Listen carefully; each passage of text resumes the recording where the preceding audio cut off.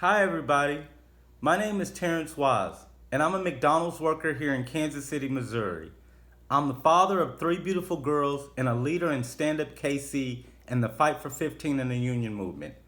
I want to start by saying thanks for inviting me here today and that I'm proud to be speaking with you all and standing in solidarity in your fight. Let me tell you all something. When I first joined the Fight for 15 in the Union movement, I knew we had potential, but I had no idea how much we would be able to accomplish. The one thing I knew was that I was working hard, but that me and my family were struggling to survive. We'd faced homelessness, gone many nights without meals on the table for the girls, and struggled just to keep the utilities paid, the lights, gas, the water. The one thing that I knew was that I needed a better life and that we would have to fight in order to get it. People used to tell us, fast food workers, that it's impossible for us to win. That change was never going to happen. Definitely not for fast food workers, but we've made the impossible possible. We've won a $15 an hour minimum wage in cities and states all across the country. Tens of millions of workers have gotten higher wages because of our fight.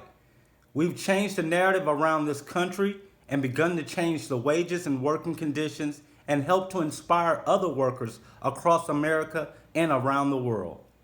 That's the power that workers, we all have, when we organize and we fight.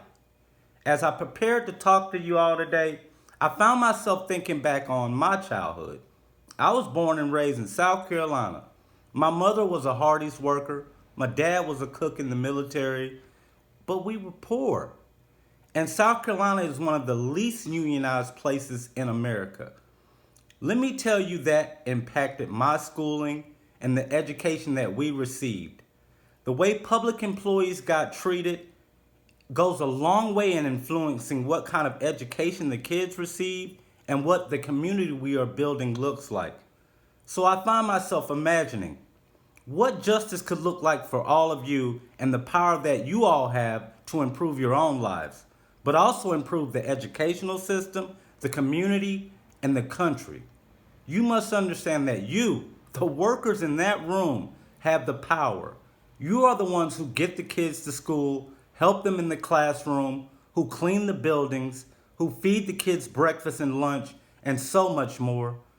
You can use that power to win a better living for yourselves, better schooling for the kids, and to make America live up to its pledge to be one nation, indivisible, with liberty and justice for all.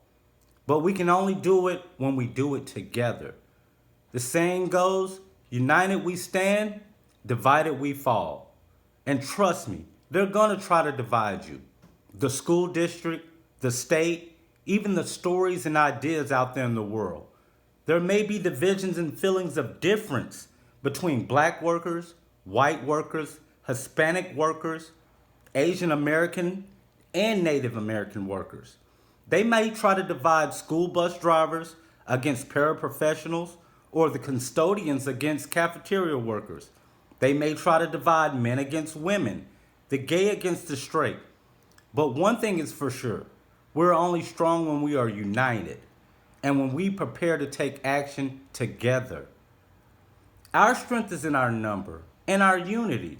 The reality is, no matter what you do, no matter what you look like, no matter where you live or where you are from, as workers, we have far more in common than we do that divides us. I work at McDonald's. Many of you play different roles in the school system. But when my alarm clock goes off every morning, I get up and go to work to provide for my family just like you all do. We are the working class. We are the ones who make this economy and this country function. We have to take pride in that. And we have to use that leverage to demand a better life for ourselves, our kids, and our country. And one thing is for sure, we'll go up together or we'll go down together. When we fight in the fight for 15 in a union, that raises standards for me and all of you too. And when you all fight and win, that raises standards for me and my coworkers. You see how we're all tied together in this? And that's why unions are so important. A union, in our definition, It's just workers coming together to use their strength in numbers to get things done that nobody, as an individual, can get done alone. Trust me, I've tried it alone. I've tried it as an individual. I spent over 10 years working in the fast food industry, asking my boss for better wages, for health care, for benefits, always to be met with either silence or a no. The answer has always been no. It was only when I began to organize and come together with my coworkers, use our strength in numbers, stand up and take big, bold, dramatic action, did we see such profound changes. Now, we still haven't won our union, but we've always said we've got to act like a union before we win the union.